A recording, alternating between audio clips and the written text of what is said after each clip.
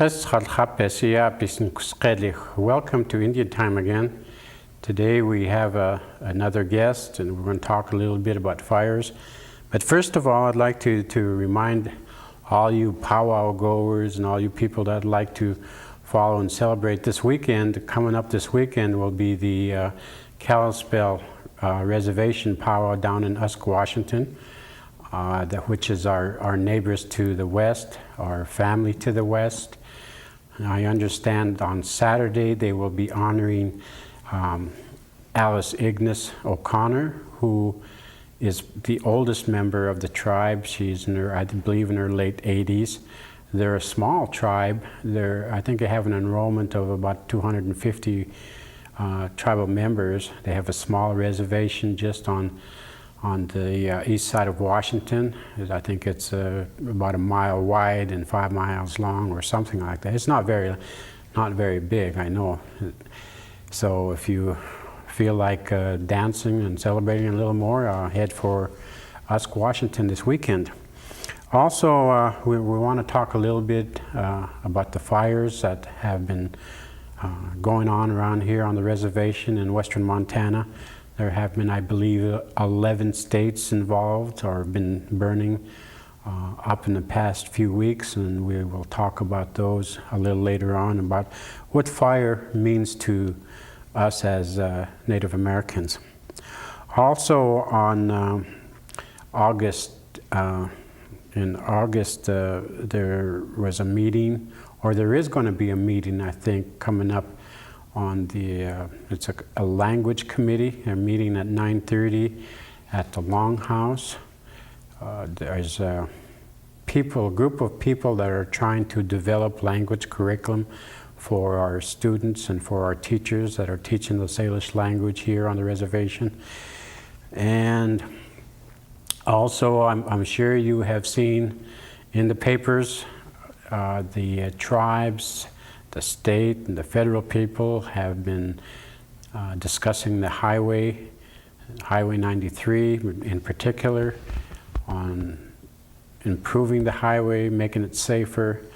And I am lucky enough to be part of the committee, and it's been a hard and long road to where we're at now, and making a little progress, and there's other meetings coming up.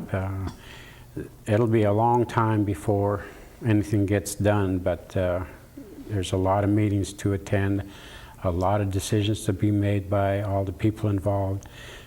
Consensus is what we're looking for before we move on. I'd also like to address my elders who hopefully are watching. Lupin Achpahot, Westonum Retsalkat Yetlwa, Comea Sia, Wipres, Comea Hetlu, Bes Stiluisi Elkest Udlich, Comea Hetlu, as Puus, Lukut Les Keskudum Yetlwa Yedle, Comea es Oitlmi, Keskupselt, Lukest Skudlu Lesia. Zumil Shemke at Sche, at your tools yet studlich. Thomas Mistepes Yat Lucas, look at the Huda was gotten Schnapp Luchud, Kex Qale with Luchud as Yahud, Lumitli Hamad Lechud, at what Luchud as Yatlu as Papa me. When Das Misten had never gotten map and templu as Yat look and Quehata. Doc Stamp cakes quite while the channel came to them cakes sticky cakes Qalewi to get the shatlets to them. Benche named Cas quite me, the Cas Godum Lucia. I would episte, I would name it pace, el Jew to Lucas Papa me. Also today, I guess it's time, since we were talking about fires and things like that, my guest today is Germaine White, who works for the Tribal Preservation Office. She's a cultural resource specialist for the Preservation Office for the Tribes. She's also worked for several years for the Salish Pend Oreille Culture Committee. So she's very familiar with the internet, I guess, working between the tribes and the federal government and all the people involved. She's been very close, and lately she's been running around up in where the fires are.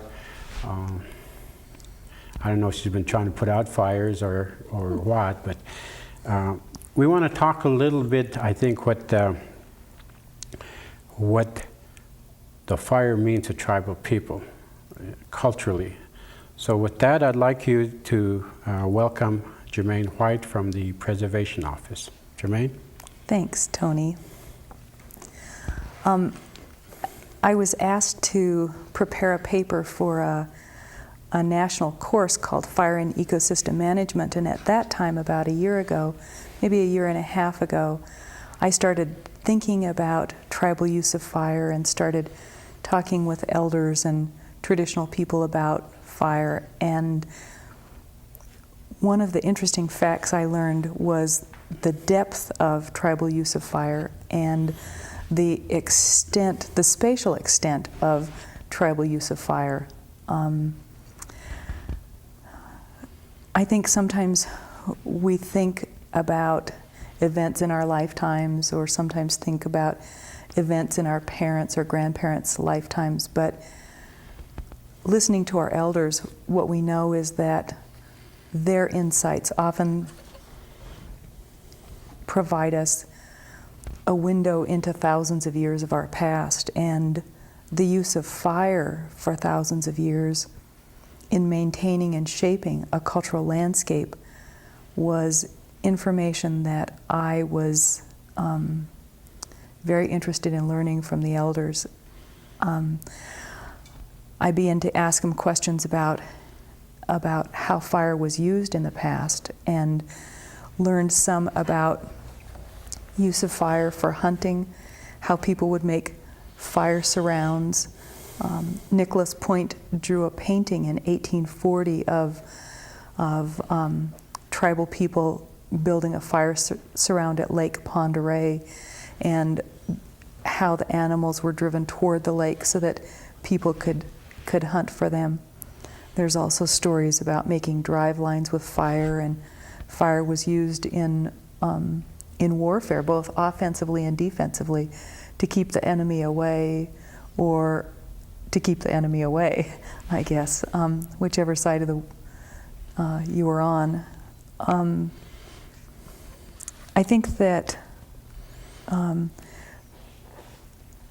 the story you tell about your grandmother keeping camp clean is an interesting story, and I've heard elders tell stories about keeping camps clean and preparing trails. Tony, would you like to tell that story about the camp by the river? Well, yeah, you're right. It was up until I think it was the late 50s was the last time we went as a family to camp along the Flathead River, across Sloan's Bridge and to the north on the west side of the river. And I remember a lot of times when we would camp out there, and sometimes there'd be several camps of us. There'd be our camp, and the Beaverheads would have a camp, the Woodcocks would have a camp, Joe Enius and his wife would have a camp, and sometimes, or the Derglows would have a camp. So sometimes there was a lot of us out there camping. And many times after the fall, after we were done gathering what we need as far as food supplies, the meat was all dried and ready. And when we were ready to leave, sometimes my grandmother would ask some of my father or my older brothers to set a fire in certain areas to kind of clean up all of the mess that was there during that. Usually we stayed there up to 3 months every year. And so we would clean up, we would gather everything, we'd burn and let area burn. And so when next year we came back, it was all clean and all greened up. But in other places, I know that where it was more, I guess, in the woods, a lot of those trails and a lot of those areas that we use all the time would also, late fall, we'd stay up there most of the time till it snowed. And then that's when, before we left, we'd set some of these fires to keep those areas clean. Mm-hmm. And compared to, I guess, maybe you can talk a little more comparing to what we do now, what our resources look like now compared maybe to prior to suppressing the fires. Thanks, Tony. I'd be happy to talk about that. I think there are lots of plants and animals that have a very close relationship with fire. We know that huckleberries, like an area that's been burned over, it provides a suitable seed bed. The soils are provided nutrients by fire, and it clears out the competition. So there are lots of our traditional foods like huckleberries and camas and Indian potatoes, other foods that rely on fire. And we all know how green it is in the early spring after, how green the grasses are and how abundant they are after the spring fires. And that always provided an abundance of food for the grazing animals that relied on those grasses. It kept the brush down, and as you said, I've heard lots of elders talk about building fire not only in the mountains but also in areas where they gathered foods and medicines to keep the area clean. And in a lot of ways that did many things. That I've heard people say that keeping the grasses down was one way of pest proofing an area, like keeping rattlesnakes out of an area, keeping the bugs down, different things like that. So fire was used not only to enhance foods and medicines, but also to provide food for all of the animals as well. You talked about the period of fire exclusion, and I think that's very interesting indeed, because what we know is that there's been a long tradition of tribal use of fire, and fire was possibly the most powerful tool that was used for maintaining and shaping the landscape. And I was very interested to think about and understand why it was that this value for fire and traditional knowledge of fire changed through time, and how we had this long period of fire exclusion that clearly changed our cultural landscape, that changed not only the natural resources but also the cultural resources on the land. I was reading a newspaper article. Let me see if I can find a copy of it. It talked about, it was a December 21st, 1875 newspaper account in the Missoula Pioneer, and it talks about how the previous month, so it would be in the late fall, in November, that November of 1875, that 183 lodges of Pondere Indians crossed the Rocky Mountains in the northeast corner of the territory, eastward bound on the buffalo hunt, when, quote, 2 were shot and killed by the people of the international line for the setting of fires to the plains. I think that's a powerful disincentive when people are shot and killed for traditional use of fire. That's a powerful disincentive to continue to use fire. I also think there were government policies. Ronan, who was the Indian agent here, discouraged people from using fire. And this was a time when federal policy was to force tribal people to become agricultural based, to separate people from their traditional foods and their traditional culture. And if you take the very most important tool that they use away from them, I think that's that's a powerful way to stop traditional use of fire. They outlawed ceremony.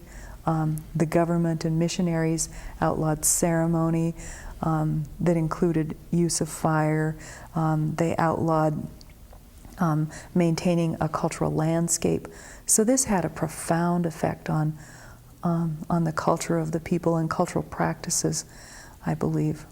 So I think my understanding is that not only did the settlers and the white people, when they first arrived, start suppressing fires, by suppressing the fires, they were also suppressing the way of life of Indian people and taking away that freedom and making them more dependent on the federal government, and therefore controlling tribes. I think is one of their goals. It's always been their goal, is to control the people that lived in this land. I think that's exactly right, and I believe it's based on a failure to understand and value traditional ways of knowing. Tribal people for thousands of years have had this intimate relationship with the landscape and have a deep sense of knowing. I also think that the fire exclusion period came about in part as a consequence of a collision of cultures. People from the old world that primarily lived in a built environment. Tribal people primarily lived in a cultural environment that was shaped and maintained by fire. There was a deep fear that people had of fire when they arrived, in the very same way that wolves were vilified by early settlers and traders and were nearly extinguished. I think that fire also suffered that same. We saw the period of fire exclusion as a consequence of that same fear.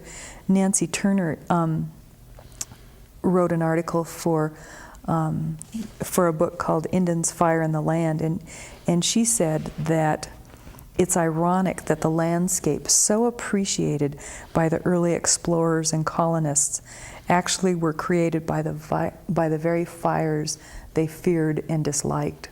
And I think that there's a great bit of wisdom in that there was a tremendous amount of fear about fire. It's a potent and powerful natural force and a cultural force. And I think tribal people had a tremendous depth of understanding of fire, and non-tribal people really saw the landscape that they came here, when they came here as visitors and strangers, as a natural landscape. They saw it as a virgin wilderness or as a landscape, and they saw it as a place that was devoid of people and was a natural world, and yet just the opposite was true. It was a world that was not only shaped by people, but clearly largely populated by people as well. Mm-hmm. Okay, let's take a short break here and give our sponsors some time to do their thing. We'll be right back.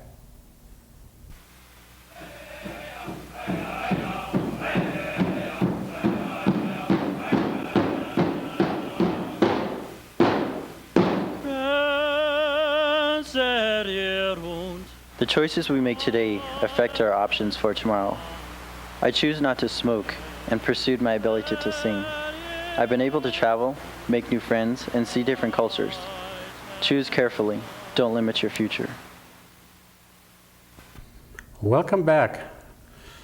As you see, that the fire plays a very important role in our lives, in our culture, in our value system as Salish Pondere people.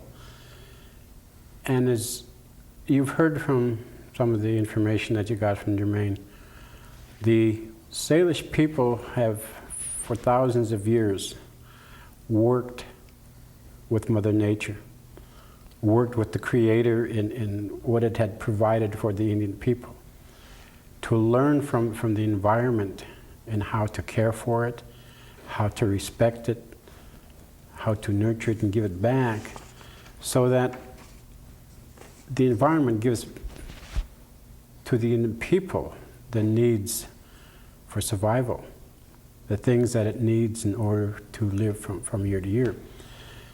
And I guess that's some of the values that we've lost today. The values that we see today is all take and no give.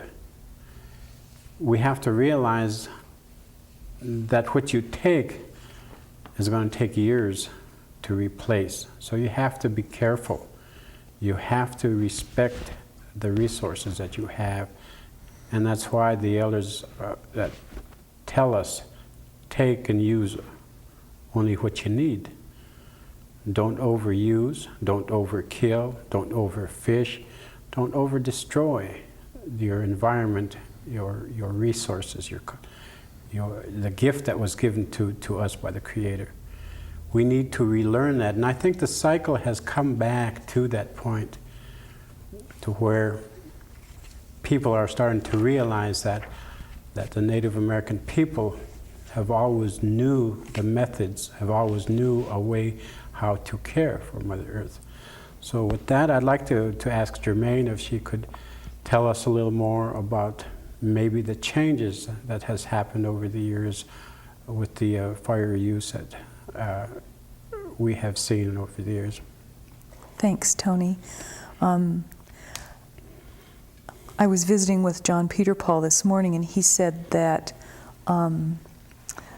that the elders used to burn the mountains. There was fire in the mountains, and it was there to keep things clean.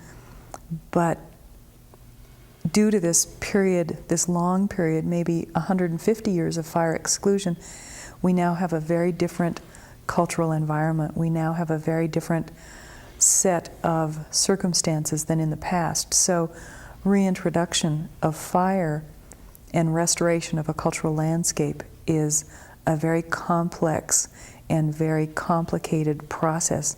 We now have more fuels as a consequence of excluding fire from the landscape for 100 years. We have fewer traditional plants that we use, fewer animals. Things are very different. And I think that we're particularly lucky in our situation because we have technical people that can assess fire effects. We have a fire management program that has highly trained professional people, and we have the culture committees, the elders, and cultural preservation that can provide a cultural background. And when we bring those elements together, directed by the elders, I think we have a very high likelihood of being able to reintroduce fire to the landscape and restore a cultural a cultural ecology on the land. I think it's difficult to find ways to do this to build these relationships, these good working relationships, and create what it is that we had in the past. But I'm confident that if we continue to work well and remember the incredible privilege and gift we have of being able to look at the landscape through our language and our elders' experience and their knowledge of thousands of years on the land, we are fortunate indeed and will go far in restoring this cultural landscape. I know of one story, well, not a story, but I think it was either the early 60s, I think was the last time. I remember my grandmother was getting up there in age, but she wanted to go visit one of her old berry picking places just east of St. Ignatius, there up there by Allison's allotment. She talked about that area where she always went with her family to pick huckleberries, and it was abundant up there. And she had been thinking about it for several days that time, and she wanted to go up there and pick berries. So I went with her. We saddled up a horse and we went up there, we barely got across the canal into the wilderness area there, and we couldn't go anymore. She couldn't find a trail. She knew there was a trail somewhere that they used every year, and we couldn't find it. It was too thick. The brush was so thick that she was unable to find it, and she was so sad at that time. She just cried and cried because there was something that was lost, something that was part of her life when she was growing up. It was gone. So I think, as you said, we're way behind schedule. We're way behind. I think we've got too much fuel now to just go out there and start burning. But, as we all know, Mother Nature this year, in the year 2000, has taken upon herself to clear some of these areas herself, and the Creator has, I guess, I've always said that if we don't do things right, then the Creator will do it. The Creator has allowed us as stewards to care for these areas, and if we don't do it right, He steps in, the Creator steps in and does it. So I think that's what we're seeing today, and although there's some tragedy as far as homes are lost, homes can be rebuilt as long as lives are not lost. Homes can be rebuilt, but the resources is what takes time to rebuild, so it needs to take care for itself. So with that, I think we'll start to think about our next show, and I'd like to thank Germaine for coming today, and I hope that we can get together again and maybe follow up on this or do something different that we haven't covered. We'll check on that. I know at this time we usually do I'm going to do a little bit of language before we close off here, remind people so they can hear the language. I'm going to give you 5 little pieces here, and number 1 is Salish Kluin Nuwewishtin. Salish is my language. Number 2, Chinesentex Yonunum Klu Salish Nkwelkweltin. I want to learn the Salish language. Chinesentex Yonunum Nuwewishtis Salish. I want to learn the language of the Salish. Number 4, Chudste Utamt Salish Ukwesuwelshi. Why are you not speaking Salish? And number 5, Netli Tam Inuwewishtin. Because it's not my language. It's what we're talking when we say we speak in English or any other language. The elders always ask that. So with that, I got a whole list. We'll go through some more, but the interest of the fire took a little more time than usual. And with that, I'd like to say thank you for joining us. I hope you join us again next week.